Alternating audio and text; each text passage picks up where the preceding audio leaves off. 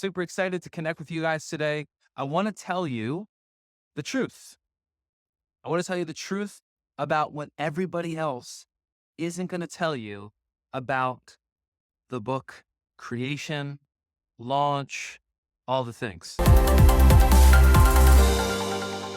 want to get right to the point. There's not going to be a lot of fluff in today's conversation. So let's get right to the point. Number one, I want to celebrate the fact that we were able to successfully, thank you to our team, right? Julie, shout out to you. Jamie, shout out to you.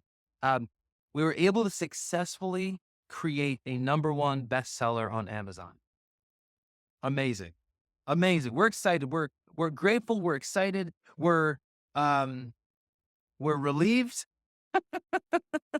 And here's why. Because there's a lot of stuff that people don't tell you that you need to know, that if you don't know, there's no way you'd get to #1. Okay. Now, let's set some framework real quick. Okay. This is just some real talk. It is a process to get to #1. Okay. And by #1, I'm going to be very clear with what we achieved. Okay. You could, yes, relieved. That's right, Julie. You could become a #1 about all book categories.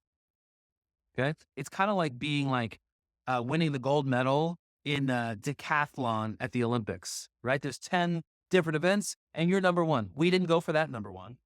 Now, why not, Scott? Well, because we're not a world-class, we're not world-class authors. We don't have book, contracts and, I forget what they're called, advances where hundreds of thousands and millions of people are looking for the exact copy of what it's we don't have that sort of panache. We don't have that swagger yet. Okay. So there's different categories when you try to get to #1. The categories matter. Now, here's an ideal scenario. Okay. I'm just going to lay it out for you. Ideal scenario is you have this idea. You create this book.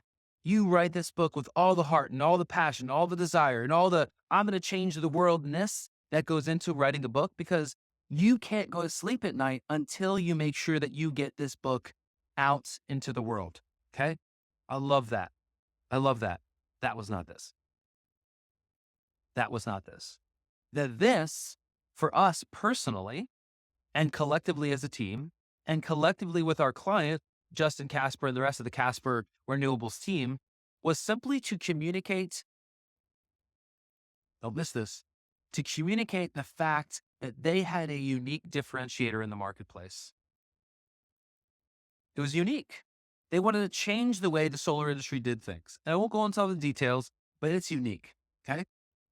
So I paired this uniqueness with this belief, this strong held belief, why we created this group, why we created this company, why we believe we are transforming and really forming what entrepreneurship looks like in this world. And it's this: we operate with the belief that entrepreneurs are the necessary ingredient for the success of every single entrepreneur, visionary, founder.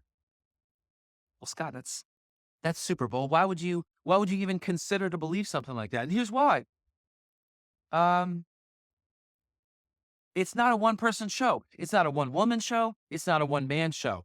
It takes a unique skill set of an individual, of a collective, to extract the vision out of their mind and into reality.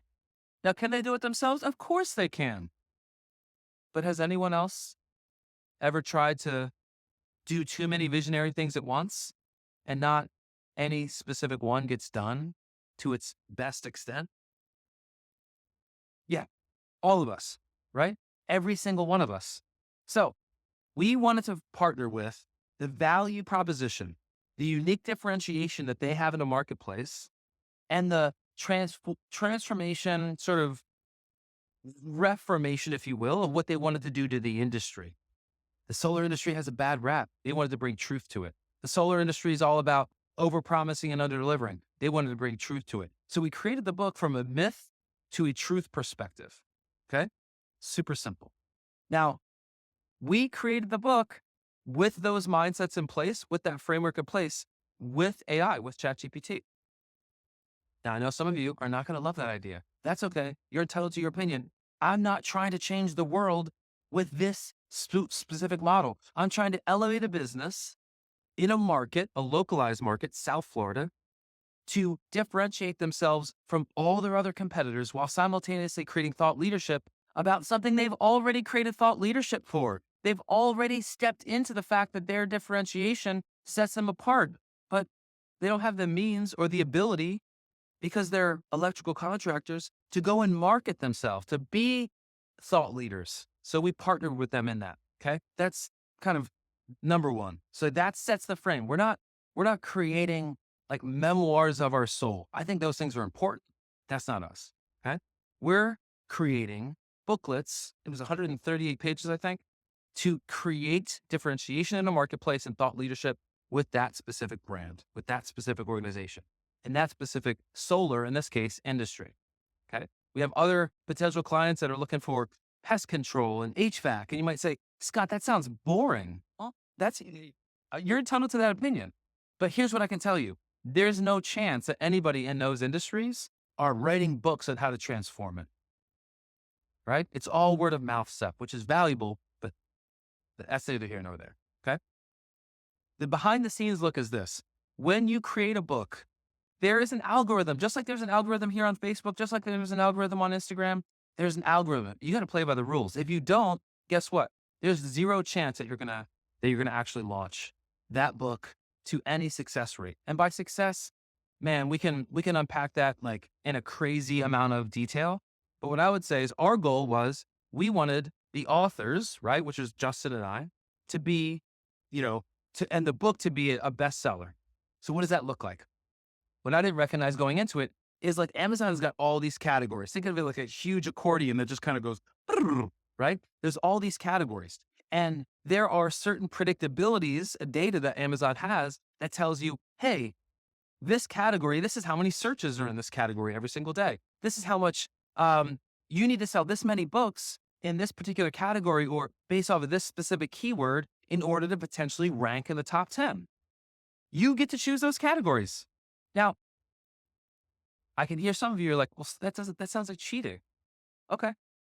It might sound like cheating, but every other form of digital marketing has some sort of algorithm associated with it.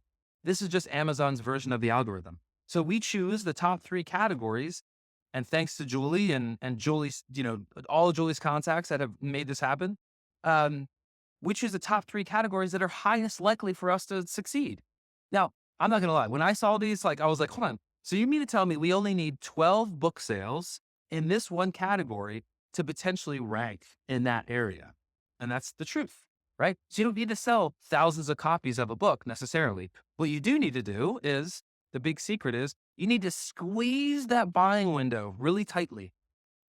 I think 48, 72 hours, right? Within like 2 to 3 days, you need to squeeze it to get as many buyers in that place as possible, to rank as high as you can possibly do, so you can simultaneously rank in those categories, right? For key categories of keywords. And then once you are there for a certain period of time, I honestly don't know what the period of time is, but for us, it was 2 days. Then you take your screenshot that says, you're the number 1 release, or you're the top new release in this specific category. That's what it is. Now, what I don't want to take away from is the fact that it does take time to generate the interest. It does take effort to do that. And golly, it would have been so much easier, right? Now, here's the little secret is this. Not everybody wants a physical book. So the goal would be you get to control your price for that book. So if we could pull the price to 99 cents for the ebook, then somebody can read that, that preview chapters, give us a 5-star review because it's based off of purchases and high reviews, right? Give us a 5-star review based off of that ebook. We can deliver it fast, but we didn't get the ebook didn't get approved in time. So we had this other challenge that we had to overcome, which is essentially, shoot, man, we have to go and actually do this physical book thing. Like we got to do it fast. Like we got to make sure so we had the Justin, like he invited his entire company into, to have lunch into the organization, and he brought his vendors in. We talked about the book, and we did like hardcore hustle mode to get this thing to where it's at. So I share all these details, right? Because not everybody knows them. And I don't think it's wrong for you all to know these things. It can be done. It doesn't mean it's not hard work, right? It's just the way that you decide to deliver. And for us, it was important to do everything we could to get them to that #1 bestseller list. And we're going to continue to do that, right? We're going to continue to add value to customers in that, home services kind of space. That's an underserved area where we can make them thought leaders, elevate their value proposition, and allow for them to have a marketable asset inside their audience, their target area, so that they can be successful. And on the back end, we're going to continue to play with the algorithm, just like you should. Categories, keywords, elevate the ones that you can rank for. We ranked #1 for solar energy. That was what our book was all about, right? So we thought it was a super huge win, but I just wanted to share it because I've always looked from the outside and been like, wow, you were a bestseller? That's crazy. Like, how did that even happen? And no one seems to want to share it. So I don't know if I've just unveiled the industry secrets or whatever, because I'm maybe not an industry insider in this regard, but it's we can do it. Intrapreneurs, our goal is to pull that vision outside of their brain, put it on paper. In this case, it was a physical book, so that we can actually deliver value to them, to their customers, to their prospects, to the marketplace, right? These are the things that we get to do as entrepreneurs, right? Now, I want you to go do it. Maybe it's not write a book, but go help a visionary create something that's in their mind or in their heart that needs to be in physical form out into the world. Love y'all. We'll see you next time.